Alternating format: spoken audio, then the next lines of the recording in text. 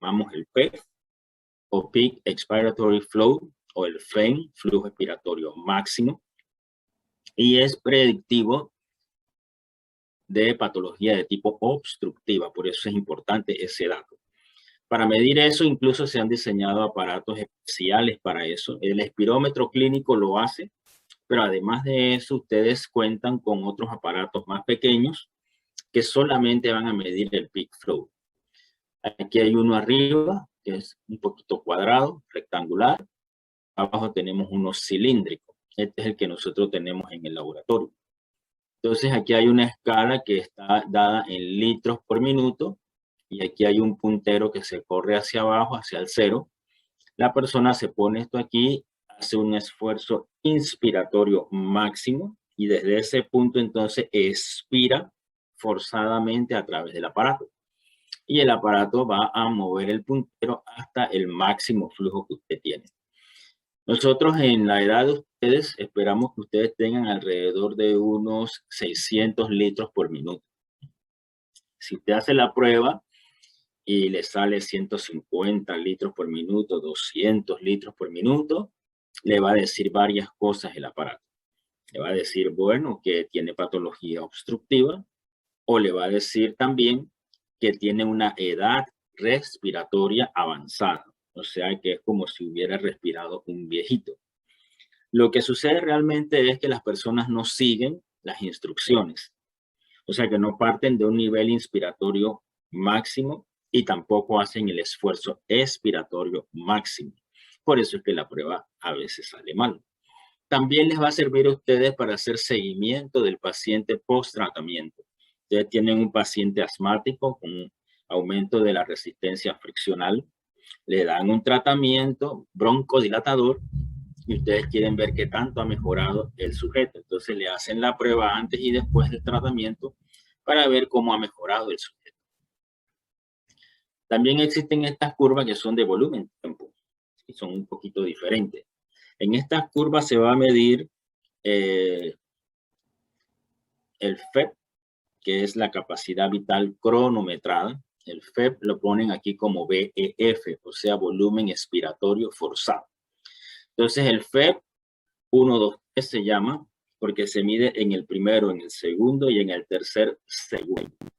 El que nos interesa es el máximo alcanzado en el primer segundo de la maniobra.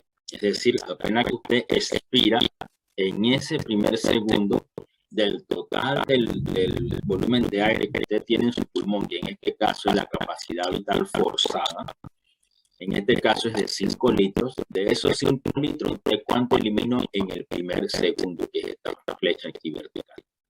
Entonces esa proporción sería 4 entre 5 por 100, y eso nos va a dar 80%. Ese es un valor normal. ¿Qué dice eso? Bueno, que no había resistencia friccional patológica.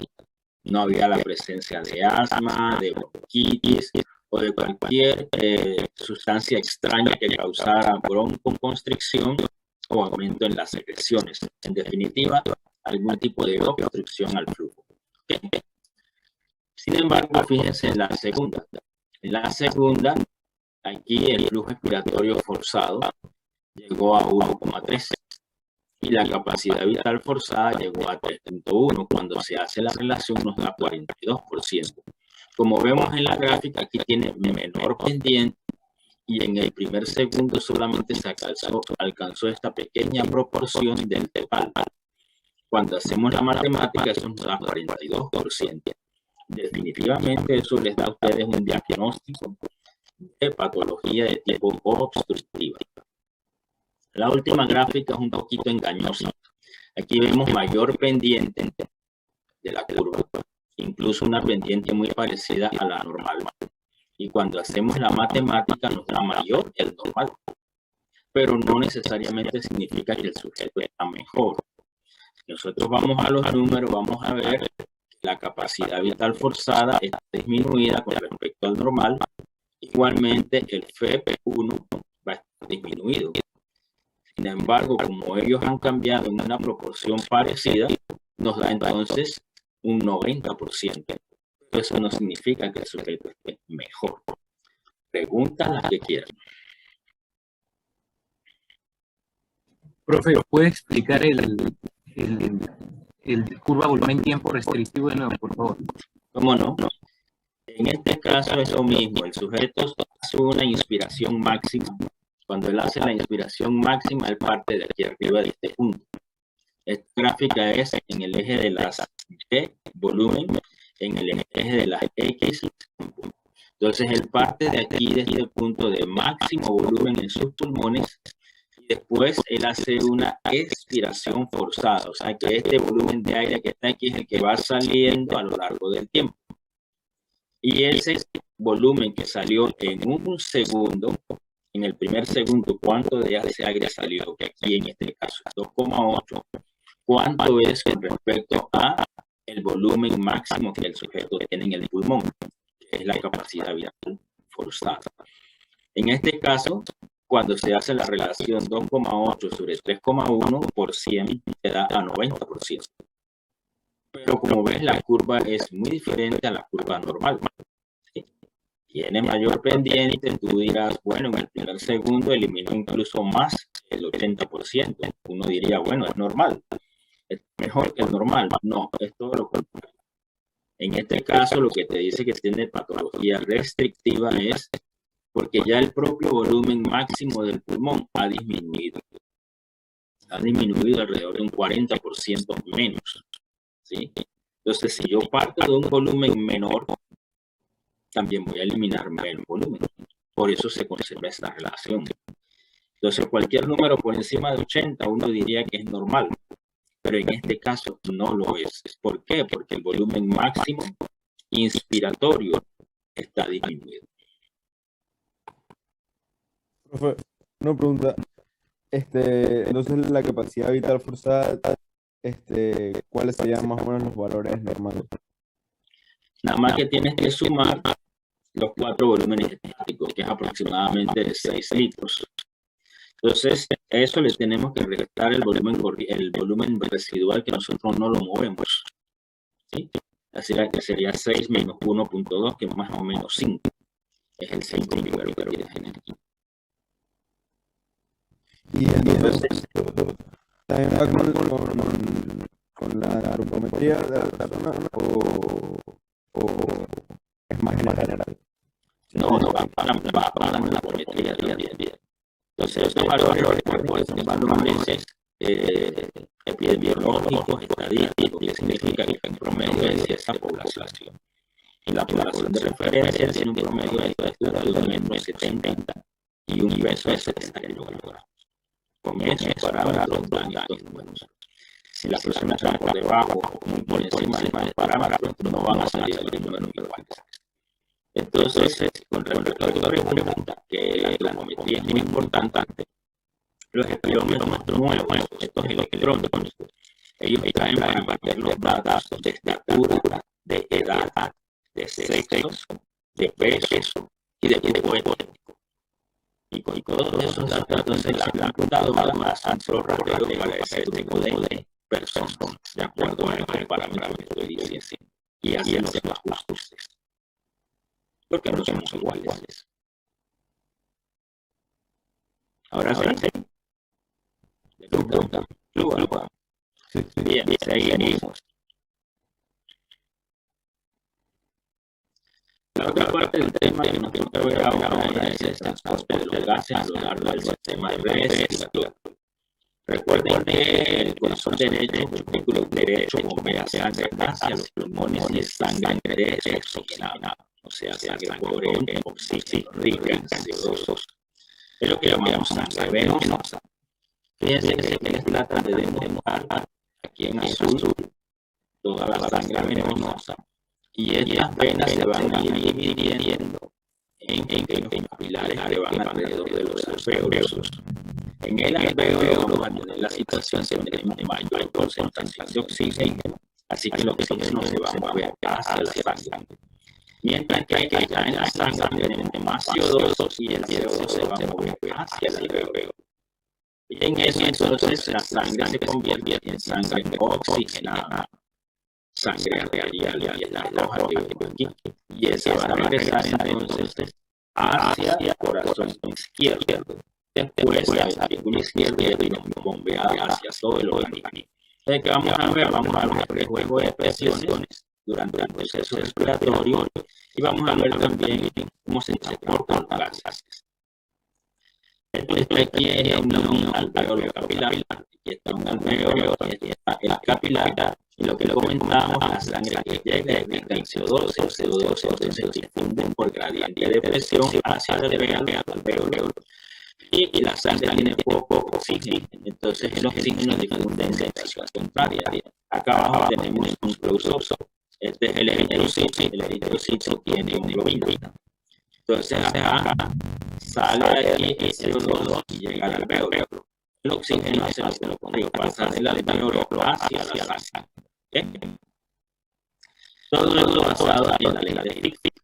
La ley de Fick nos dice que el flujo o la tasa de difusión de los gases a través de la membrana alveolo capilar va a depender del área. Y hay un bloque que nos pone como ilustración, que esto sería el área de los alveolos, ¿verdad? Y la T es el coeficiente de difusión, sería un coeficiente de difusión para el oxígeno o coeficiente de difusión para el CO2. Y el delta sería entonces el gradiente de presión del gas de un lado y del otro. Aquí en este caso, si seguimos el sentido de las flechas, P1 o 2 sería la presión de oxígeno en el alveolo. Aquí vamos a tener más oxígeno que atraviesa la membrana alveolo capilar, que debe tener un peso X, y cruza entonces hacia la sangre, y la sangre gana oxígeno en el pulmón. Y vamos a tener mayor cantidad de oxígeno, mayor presión de oxígeno alveolar que sanguíneo, y por eso se va en esta dirección. Y el paso del CO2 sería en sentido contrario. Este espacio que vemos aquí entre las dos membranas, es decir, entre la membrana capilar y la alveolar, no está lleno de aire. Ahí tenemos líquido intersticial. Entonces, quiere decir que aquí la X, ¿verdad? Está representada en gran medida por la cantidad de líquido intersticial que nosotros tenemos entre las membranas. ¿Por qué es importante ese dato? Porque ese volumen puede aumentar en patología pulmonar. En el caso, por ejemplo, del edema del pulmón, ustedes no sé si han escuchado la expresión se le llenó el pulmón de agua. ¿Nunca han oído eso? Sí, le he escuchado, profe. Bien, entonces, ¿dónde está esa agua? No es que esa agua ya dentro de los alveolos y todo el pulmón quedó lleno. Ojo, la mayoría de las veces se refiere a esta agua que aquí es el líquido intersticial. Ahora, ¿qué significa eso? Que si seguimos la ecuación de Fick, aquí la X aumenta. Y cuando la X aumenta, disminuye la tasa de difusión de gases. Ahora le pregunto yo a ustedes, ¿cuál gas se afectaría más? ¿El oxígeno, el CO2 o se afectan por igual a cada quien?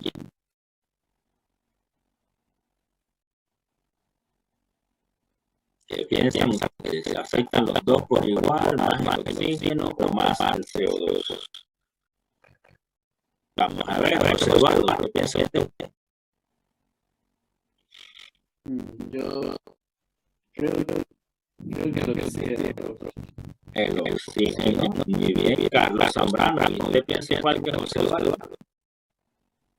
Yo diría que ambos por igual. Ambos por igual, esa es otra opinión, ¿no? A ver, Yandel, ¿qué piensa usted?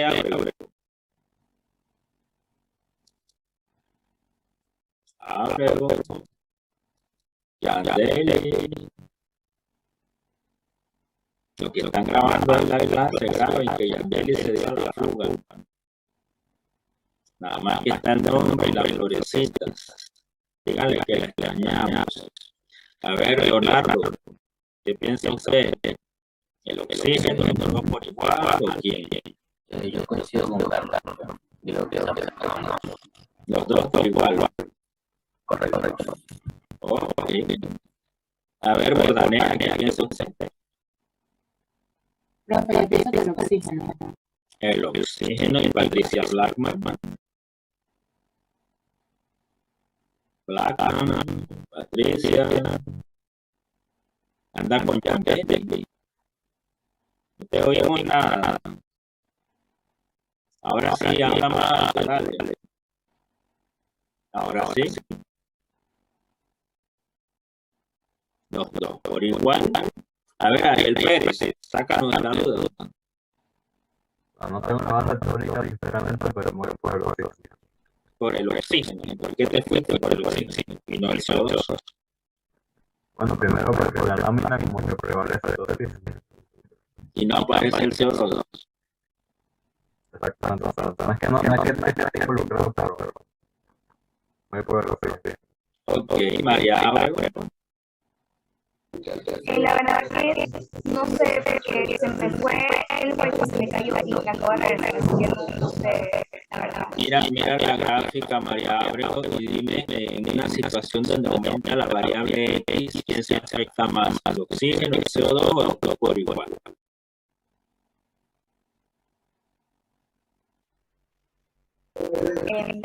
Yo diría que Los dos por igual. Raúl Díaz. Yo también opino que los dos por igual, ¿Y por qué los dos por igual, Raúl? porque lo que se afecta es la membrana y el CO2 tendría que salir, la expiración saldría y el oxígeno, la expiración entra. O sea, no, o sea, el CO2 sale y el oxígeno entra, pero al final los dos tienen que pasar por la misma membrana. Así que afectaría eso. Entonces los dos tienen que pasar por ahí. ¿No se afectarían los dos? Sí se afectarían los dos. Pero uno más que el otro o los dos por igual. Diría que los dos por igual. Los dos por igual, dice, a ver, el Morcillo, ¿qué dice usted? Yo estoy de acuerdo con que los dos por igual. Los dos por igual, bien. Entonces los que le dijeron oxígeno tienen la razón.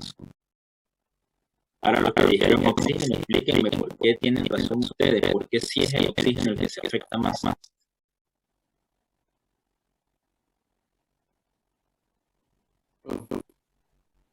O sea, es una teoría. A ver, la teoría va. Lo que se está llenando de agua, por decirlo así, es el pulmón. Y entonces, o sea, el CO2 que fluye de la sangre hacia el pulmón, no al revés. Ajá. Entonces, para que entre oxígeno a la sangre se necesita ese tejido pulmonar. Pero como está lleno de agua, no, o sea, no permite ese intercambio de gas. Pero, o sea, sí permitiría el intercambio de gas de la sangre hacia el pulmón. Ok, entonces tú lo atribuyes a que dependiendo del tejido pulmonar, entonces se afectaría más un gas que el otro. ¿Es así? Sí, creo. Sí. Okay. Bien. Entonces, el oxígeno se afecta más por una sencilla reacción. El oxígeno tiene un coeficiente de difusión menor que el del CO2. Y por tener ese coeficiente menor, se afecta más que el CO2. Eso es todo. Es la parte de la química. ¿Okay? Entonces, para eso, ustedes tienen que hacer una serie de estudios en el paciente. Y uno de los estudios más importantes es el análisis de gases arteriales. ¿Sí? Hay que hacer un pequeño paréntesis muy importante. ¿Sí? La sangre que se va a extraer es de las arterias, por eso se llaman gases arteriales. ¿Cuáles gases van a medir ustedes? El oxígeno y el CO2. Para saber entonces cómo anda esa membrana y esa difusión de los gases, ¿no? ¿Por qué hay que hacer el paréntesis? Bueno, porque ustedes son los médicos. Los tecnólogos médicos, que son los que el 90% de las veces están extrayendo sangre, y las enfermeras también, ellos no pueden hacer este procedimiento por motivos de competencia en la formación durante la carrera. Ustedes tienen un entrenamiento, una anatomía mucho más profundo que el del tecnólogo y el de las enfermeras. Por lo tanto, debe tener una experiencia al final del sexto año de la carrera para hacer esa extracción. ¿Por qué? Porque primero que la gente ya es sensible más profundamente. Y segundo, que la presión sanguínea en la gente ya es mayor. De manera que se va a llevar riesgo de sangrado profuso. que ustedes de los capacitados para popularizar eso. Pero lo primero que hay que hacer es palpar la arteria. ¿Y cómo que se da cuenta que controlar la arteria? Por el pulso. Por el pulso. ¿Y por qué no una vena, Diego? Porque el pulso es sistólico y cuando la sangre empieza a la vena hacia las arterias. Y en la vena no llega el pulso. Sí, pero no como la arteria es más fuerte. Entonces esa fuerza con la cadera es el pulso. Ya cuando llega a la vena es tan pequeño que no es sensible. Y Diego tiene razón. Entonces, primero me da la mía, por eso ustedes ven ahí que la zona está palpando. Y luego se extrae una jeringuilla y de la acceso al aire también para que se contamine abajo. Tenemos un lugar pequeño, o sea, una extracción al vacío. Y luego se coloca en la máquina muerta. Y la máquina da esos valores. Esos valores que existen ahí del cielo. Les van a dar pH, CO2 y les dirán, pero yo una mano necesito CO2. ¿Qué? Con gases arteriales, ustedes les van a ofrecer lo que se conoce como el ácido base del paciente. Sí. Y para eso, necesitan conocer el pH y el carbonato, además de CO2. Los valores normales de pH es de 35 a 45, la PO2 de 85, una media de 95, la PCO2 de 35 a 45, una media de 40, el bicarbonato de 28, una media de 24 equivalente por litro. Entonces, bueno, vamos a ver, Diego, tú tienes un paciente que tiene un pH de 7.35 y una presión arterial de 65. ¿Qué tiene? Una cirrosis. ¿De qué tipo?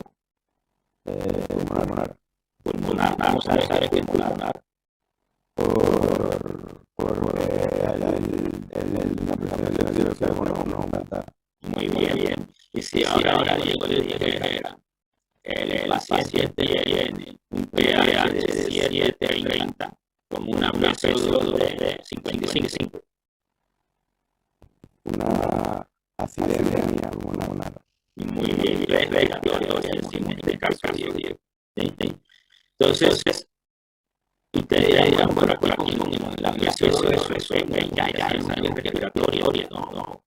Porque yo también puedo decir acerca del carbonato. Si ahora yo completo los valores y digo, el paciente tiene pH sanguíneo de 7.34 con una CO2 de 40 y una bicarbonato de 18. Ese sería Diego. También una ¿De qué tipo? Metabólica. Metabólica, muy bien, porque ahora tiene carbonato disminuido. Entonces, para eso no se puede pensar ya para conocer la causa del cambio de pH. También puede ser para monitorear el progreso de los pacientes que están en tratamiento respiratorio. También tenemos los oxímetros del pulso, eso también se pueden agregar. Estos oxímetros del pulso en realidad nos van a dar el valor de presión arterial de oxígeno. Nos van a dar la fracción de la hemoglobina por el oxígeno. Sí. No sé si ustedes lo han visto, son bastante comunes. Ponen aquí en el dedo, pero acá a la izquierda tenemos que generalmente no se los decimos para que ustedes lo digan.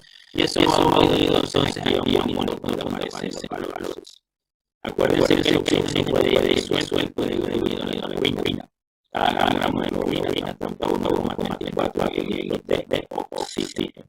Si usted tiene 15 gramos de hemoglobina, el valor bastante común. Tenemos que se están portando bien de oxígeno. Entonces, gran parte de eso es lo mismo a la hemoglobina. Así que tenemos que estudiar en la parte de la biofísica, cómo es que va a esa saturación de la hemoglobina del oxígeno. Por otro lado, el CO2, ¿verdad? Bien unida a la hemoglobina, también va disuelto. El CO2 se hidrata, ¿verdad? Se forma ácido carbónico que se descompone en hidrógeno y en el bicarbonato. En esta ecuación ustedes ven aquí una doble, lo que significa que según la ley de equilibrio de masas de química, esta ecuación se puede mover hacia la izquierda, hacia la derecha. Y en efecto va a pasar en el cuerpo humano. Hacia la izquierda se va a desviar cuando la sangre está a nivel pulmonar, es decir, en la circulación pulmonar, y el CO2 pasa entonces a la alveolo eliminado. Mientras que a nivel céntrico, a la célula, a los tejidos, se va a ir hacia la derecha. Entonces, por eso sabemos que si aumenta el CO2, está aumentando también el hidrógeno. Y eso es lo que nos va a decir Diego Hernández en la evaluación del paciente. Ese CO2 es el que va a determinar la presión parcial del CO2. El otro CO2 que va unido a la hemoglobina, ese no determina, no es determinante en la generación de presión parcial del CO2. Así que vamos a ver qué pasa con la saturación. Aquí es una curva que va a relacionar el eje de la Y, qué porcentaje de esa proteína que se llama hemoglobina está saturada, es decir, está llena de oxígeno. Y en el eje de la X vamos a tener la presión parcial de oxígeno sanguíneo. Les dije en el valor adelante que generalmente nosotros tenemos un valor alrededor de 95. Así que se va a evaluar aquí abajo, entre 96 y 95. Si yo sigo ahora arriba, yo tendría el porcentaje de saturación normal, cuando mi PM2 es de 95. Y acá arriba más o menos qué porcentaje sería.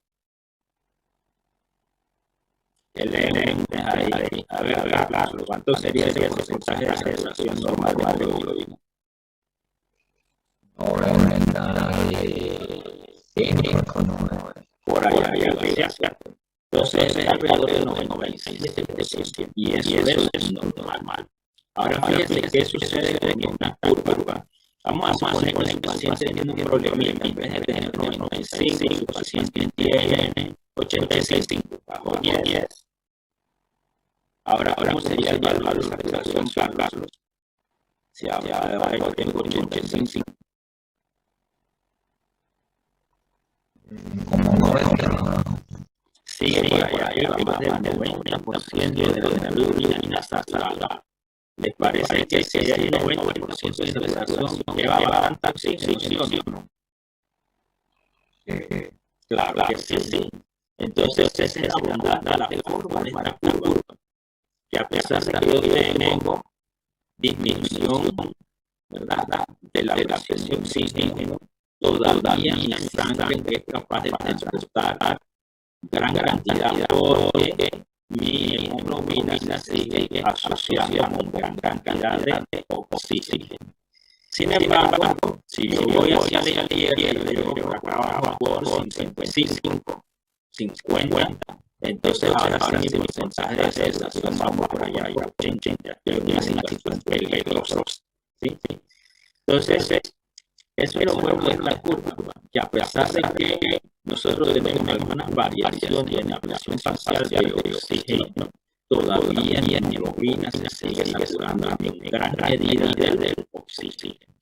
Esta curva tiene dos partes, una asociativa y una disociativa. La parte asociativa o pulmonar es la de arriba, y la sangre se asocia con el oxígeno. O sea, la sangre recoge ese oxígeno en el alveolos. Y la parte de abajo es la disociativa, cuando regresa la sangre hacia los tejidos, se disocia la hemoglobina del oxígeno, pasa a la sangre. Además de eso, es interesante que la curva se mueve, es decir, se puede regresar hacia la derecha o hacia la izquierda. Con ese desplazamiento cambia la afinidad de la proteína por el oxígeno. Si se desplaza hacia la derecha, disminuye la afinidad, es decir, transporta menos oxígeno.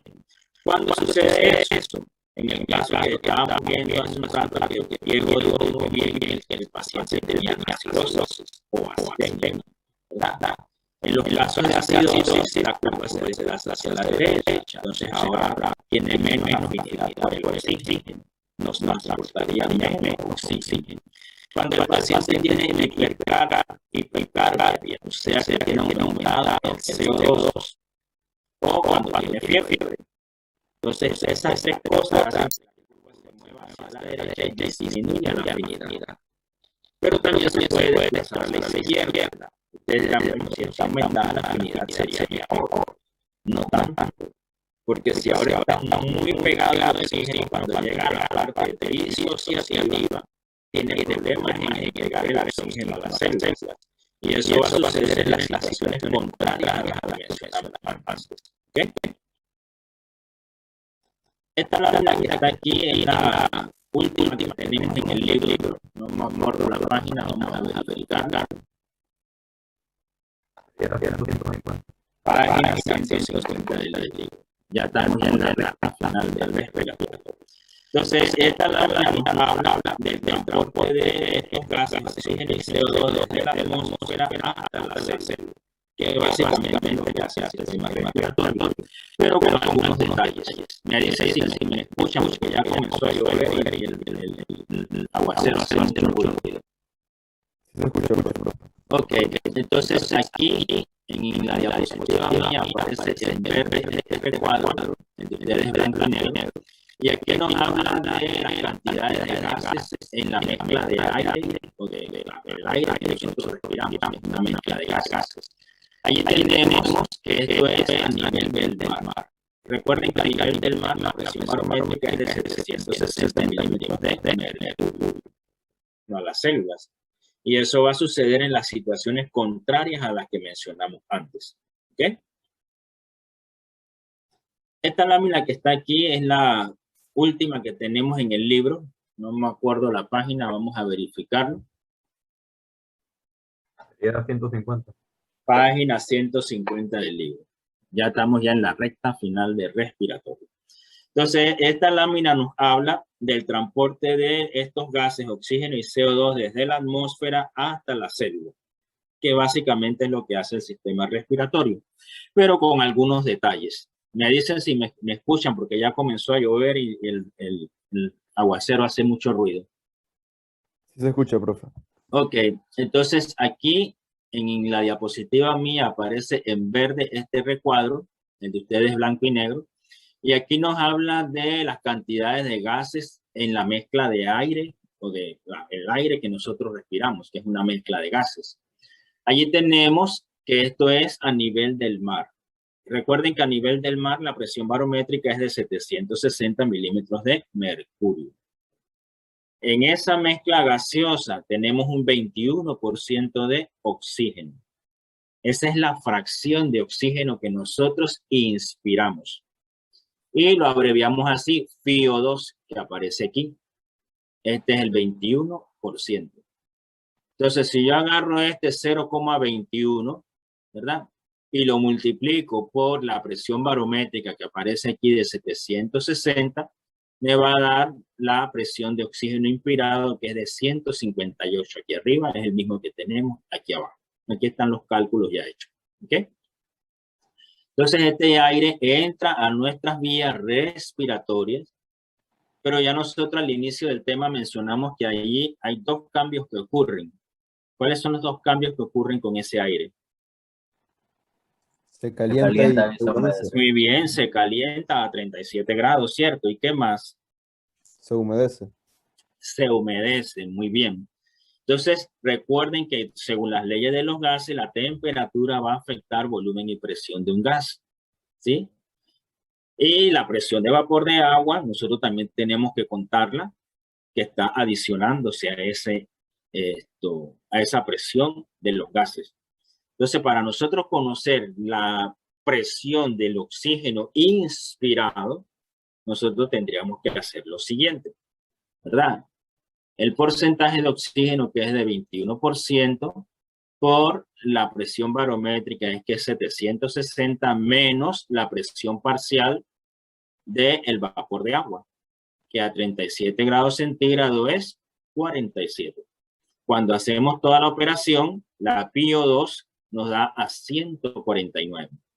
¿Qué significa? Que yo entré con 158, pero cuando llego allá abajo hacia los alvéolos, debo llegar con aproximadamente 149. Pero fíjense otro dato. Yo calculo matemáticamente que es 149, pero en mi gráfica me dice que la presión alveolar de oxígeno es de 100. Pregunta para ustedes.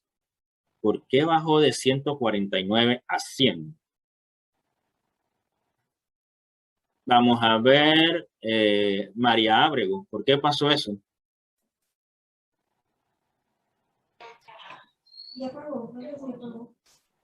La verdad que no sé, profe. Ok, a ver, Puga, ¿por qué pasó eso? ¿Por qué de 149 bajaste a 100? No sé, profe, la verdad. Ok, Yorlenis. Yorlenis. ¿Estás ahí, Yorlenis? ¿Cómo? Yorlenis. Que no sabía decirle. Ave María, vamos a ver, Brian. Defiende los colores, Brian. A ver, ¿qué está pasando allí? ¿Por qué de 149 bajamos a 100? Ok, tuve problemas con el wifi, así que me acabo de conectar, pero quizás sea o sea, por cómo se distribuye el oxígeno alrededor de los alvéolos. El oxígeno se distribuye alrededor de los alvéolos. ¿Cómo es eso, Brian? En verdad no sé, profe. Ok, no se preocupe que hay bastante gente para preguntar. A ver, Yandeli, ¿regresaste o sigues prófuga? Dale, Yandeli, pues.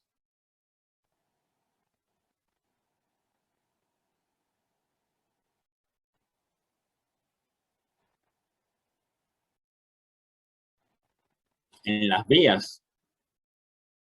¿Cómo se fijó en las vías, Yandeli? Pero en las vías respiratorias no hay sangre. Estamos hablando del gas que entró por la nariz y llegó a los alvéolos. Todavía no ha tenido contacto con la sangre, Yandeli.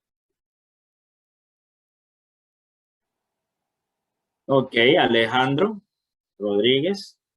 Profe, eso tiene que ver creo que tiene que ver con los cambios de volumen que sufre el espacio en donde entra el aire. O sea, cuando uno inspira, se llena eso y el volumen aumenta, que creo que la presión disminuye. Entonces creo que es por eso. Ok, está bastante cerca, Alejandro. Entonces, Alejandro, cuando el aire entra a los pulmones, en los pulmones y en las vías hay cero cantidad de aire. No, hemos visto en las ¿Qué hay gráficas aquí? que hay un aire residual. Creo que ¿Cómo ha se sido llama ese ese. aire que está en las vías, Alejandro?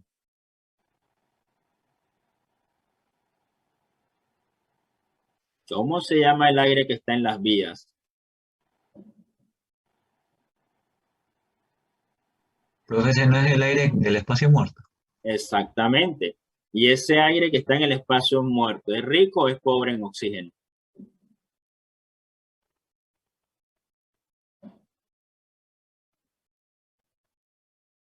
Es A rico, ver, ¿rico en oxígeno o pobre? rico, Rico, ¿por qué es rico en oxígeno? porque es el aire inspirado. No, tú apenas estás haciendo la inspiración. Ese aire que está allí es de la expiración anterior. Entonces, ¿rico es pobre en oxígeno? Sería pobre. Sería pobre. Entonces, ahora, el aire que va entrando, que sí trae el oxígeno, Raúl, ese sí es rico en oxígeno. Y si tú mezclas eso con otro volumen de aire que es pobre en oxígeno, ¿qué pasa con el oxígeno?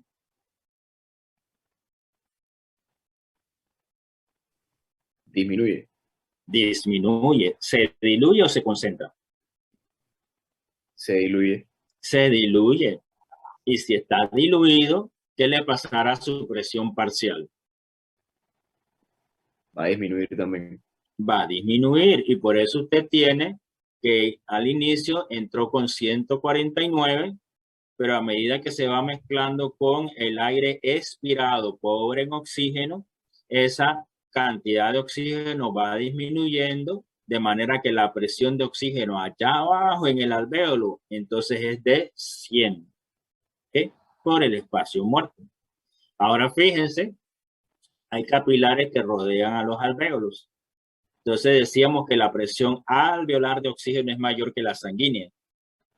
Y el oxígeno va a pasar del alvéolo hacia la sangre y se transforma en sangre arterial, que es la que tenemos aquí abajo, este recuadro.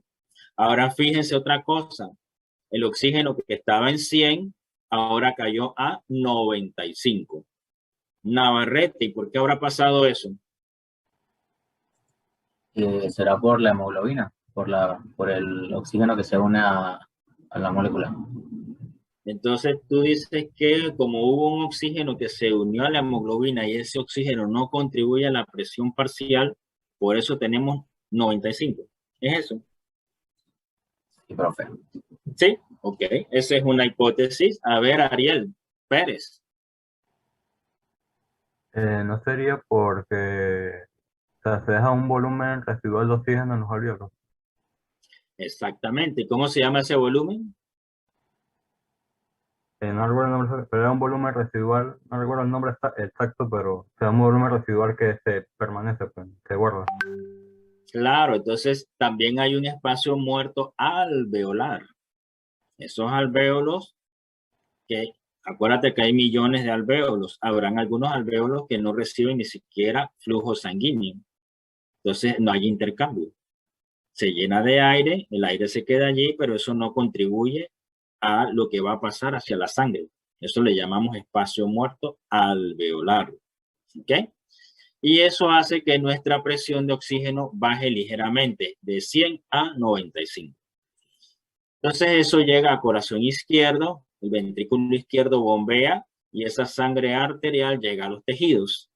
Ustedes ven que aquí en oxígeno y CO2 dice 40 menos, 40 más. ¿Eso a qué se refiere? A que las células están consumiendo oxígeno, así que hay un déficit de oxígeno. Y las células producen CO2, así que hay un exceso de CO2. De manera que cuando la sangre arterial llega aquí, por gradiente de presión, el oxígeno pasa hacia las células, mientras que el CO2 que está produciéndose en las células pasa entonces hacia la sangre. Y la sangre pasa de ser sangre arterial a convertirse en sangre venosa, que es la que tenemos acá en azul. Fíjense que ahora la presión de CO2, que antes era 40, ahora es de 46. El oxígeno que antes era 95, ahora es 40. Entonces, ese oxígeno, ¿dónde se quedó? En los tejidos. Las células consumen oxígeno. ¿Y el CO2 de dónde salió? De la respiración celular. Entonces, esa sangre venosa ahora rica en CO2 viene por lo que llamamos retorno venoso, RV que está allí, y eso llega a la aurícula derecha. La aurícula derecha pasa entonces a ventrículo derecho y es bombeado hacia los pulmones. Y de los pulmones sale entonces como aire expirado, que ahora tiene mucho más CO2. Fíjense, antes teníamos 0,3 y ahora tenemos 32. Entonces es una cantidad de aire que es rico en CO2. Fíjense, teníamos 158 de oxígeno. Ahora, ¿cuánto tenemos? 116. Esa diferencia es el oxígeno que fue consumido por las células de nuestro cuerpo. Entonces, cosas que ustedes deben tener en mente, ¿verdad? Esa presión arterial de oxígeno va a depender directamente de la fracción inspirada de oxígeno. Eso que llamamos aquí FiO2. Si está respirando el paciente aire ambiental, ahí tenemos 21%. Pero ustedes muchas veces en los hospitales, ustedes tienen que darle oxígeno al paciente. Y muchas veces van a dar más de 21%, le pueden dar 25, 30% de oxígeno. Así que esa FiO2 aumenta. Y si eso lo multiplicamos por el volumen corriente, eso nos va a dar la presión arterial de oxígeno, ¿sí? Que es alrededor de 100 milímetros de mercurio. Claro, como ustedes van a tener un paciente que le hace falta el oxígeno, ese paciente en vez de tener 100, 95, tendrá 85 por allá abajo. Al ustedes darle una mezcla gaseosa rica en oxígeno, o sea, con una FiO2 elevada, se aseguran entonces de que la presión arterial de oxígeno entonces aumente y ustedes oxigenan a su paciente adecuadamente. ¿Preguntas de todo esto? La que quieran. Ok, si no hay preguntas, seguimos. Profe, yo tenía una pregunta. A ver. Acerca de, es que viendo la gráfica, cuando entramos a las presiones alveolares, el nitrógeno se mantiene constante hasta la sangre venosa, pero luego, al expirar, el valor del nitrógeno disminuye. Ajá. ¿Este nitrógeno se queda dentro del espacio muerto de los alveolos? Bien, ese nitrógeno es una pequeña cantidad que logra difundir hacia los tejidos, pero es muy pequeño y con el tiempo él se elimina, no nos hace daño. Pero si tú tienes aumento de la presión barométrica, por ejemplo en los buzos, ese aumento de presión hace entonces que más nitrógeno difunda hacia los tejidos. Por eso el que está buceando no puede subir a la superficie rápidamente, porque no daría tiempo a que ese nitrógeno logre difundir de regreso hacia la sangre y se queda entonces en la sangre y en los tejidos. Por eso es peligroso ascender cuando estás buceando de una manera muy rápida. Pero si todos estamos acá en la superficie terrestre, no nos debe pasar nada. Profe, por eso los buzos también los meten en una cámara. Correcto, la cámara de descompresión. Entonces, el efecto que va a tener subiendo, ¿verdad? Si él sube muy rápido, no va a dar chance a que eso suceda, esa difusión del nitrógeno. Y como él no lo hizo así, entonces hay que meterlo en la cámara para hacerle el proceso de descompresión paso a paso, dando tiempo a que el gas se movilice y salga de su sistema. Porque entonces él le puede causar incluso embolias, trastornos circulatorios que pueden ser fatales. ¿Otra pregunta? Ok. Bien, lo último que viene es lo que está de moda, que es la pandemia, ¿verdad? Ustedes a estas alturas sabrán de que hay varias hipótesis para el origen del virus. Algunos dicen que de los murciélagos. La misión de la ONU fue a investigar si era en el laboratorio de Wuhan, o sea que el virus salió de allí por alguna razón. Ellos dicen que no pudieron concluir eso. Y otros dicen que es una combinación de las dos cosas, o sea, el laboratorio usó animales de experimentación y ese virus salió con esos animales del laboratorio y contaminó. Otros dicen que viene de aquí, del pangolín, que es este que está aquí abajo. ¿Sí? Pero eso tampoco está demostrado. El asunto es que al final no sabemos exactamente, pero tenemos bastante idea de dónde se originó. El virus penetra por las vías respiratorias, por eso es importante usar la mascarilla. También usted puede regresar el virus, ¿verdad? Si usted tose, usted estornuda, usted habla, usted grita a la atmósfera y a todas las personas que están alrededor suyo. Por eso es importante entonces la careta facial, que eso evita que ese chorro de virus sea esparcido a las demás personas que están allí. Toca contra la máscara esa, toca contra la mascarilla y se retiene bastante. Una vez que el virus penetra, parte se queda en las vías respiratorias superiores y otro puede llegar hasta acá abajo, hasta la zona de los alvéolos. Allá abajo en los alvéolos ocasiona una inflamación masiva, una tormenta de citoquinas. También causa edema pulmonar. Entonces hay una serie de trastornos que complican al paciente y fallece. Si tiene una comorbilidad, o sea, otra enfermedad que generalmente es de tipo crónico, el virus ataca rápidamente. el virus logra penetrar en la célula por esta proteína que está aquí, que es la proteína S. Esa proteína se une a otra proteína de la membrana de nuestras células, que es el receptor ECA, y a través de eso entonces el material del virus penetra a las células y se apodera de la maquinaria de replicación, y vamos a tener más réplicas del virus que siguen entonces destruyendo nuestro sistema de defensa, nuestro sistema inmune. A la par también se favorece la cascada de la coagulación, por eso también se habla de una coagulación intravascular diseminada en estos pacientes. Y muchos de estos pacientes fallecen por complicaciones cardiovasculares, no solamente del virus. Aquí es lo mismo, nada más que he visto con una célula. Aquí están los receptores de angiotensina, está el edema pulmonar que hablábamos, aquí que la membranita es la membrana capilar, aquí está la célula alveolar, ese espacio que vemos aquí se llena de líquido.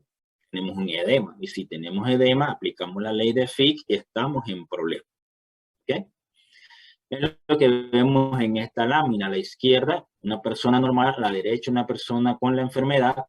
Y fíjense que se va a producir mucho material, ¿verdad? Se estimula la respuesta de las células del sistema inmune.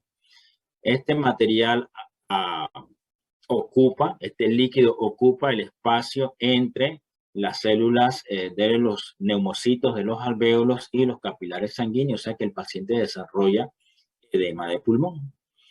También hay algo de necrosis de las mismas células, y el surfactante también se vuelve menos activo, porque ahora disminuye la fase aire líquido que teníamos antes, ahora tenemos más líquido. Y todo eso combinado hace que el paciente entre en una falla respiratoria. Y por eso el paciente debe ser intubado para saber entonces qué estrategia se va a desarrollar, a ver si el sujeto se puede salvar. ¿Qué cosas hay que ver? Bueno, hay que ver algunos datos de importancia. La hipoxemia es muy importante, o sea, la disminución del oxígeno en la sangre. El aumento del dímero D, que es un elemento que está aumentado cuando hay exceso de coagulación. Cuando tenemos la proteína C reactiva aumentada, que nos indica que hay un proceso inflamatorio. Cuando hay linfopenia, o sea, disminución de los blancos. Y cuando hay macrocitosis. Todos estos signos combinados nos hablan de que es necesario instaurar un tratamiento más o menos agresivo. Ese tratamiento puede ser a base de anticoagulante, porque tenemos coagulación diseminada, y se usa heparina de bajo peso molecular. ¿Por qué de bajo peso molecular? Porque esta tiene también un efecto antiinflamatorio.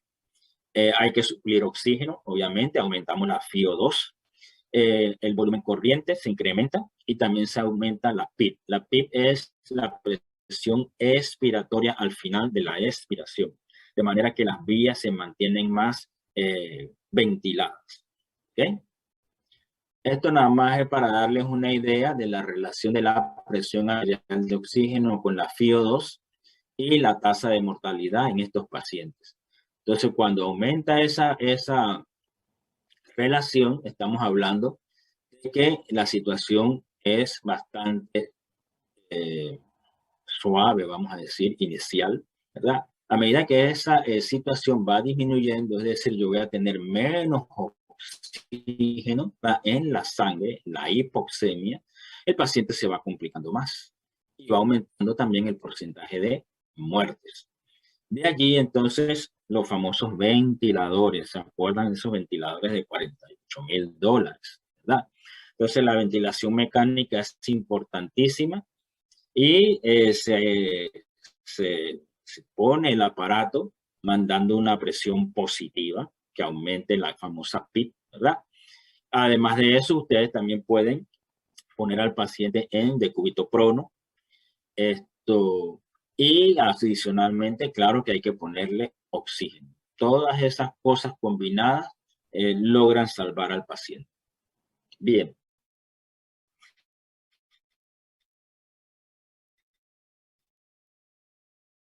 Esto queda, ya no queda apuntes. Entonces, el quiz de ustedes sería de este tema. Y el jueves, que los veo de nuevo, el jueves entonces comenzamos con el siguiente capítulo del libro, que es dinámica de fluidos, fluidos corporales. Vamos a ver nosotros. ¿Preguntas antes de irnos? Profe, A ver. disculpe, ¿qué significaba SDRA? Ese es síndrome de distrés respiratorio agudo. Ok, gracias. Ok. Listo, pues nos vemos el jueves. Muchas gracias, profe.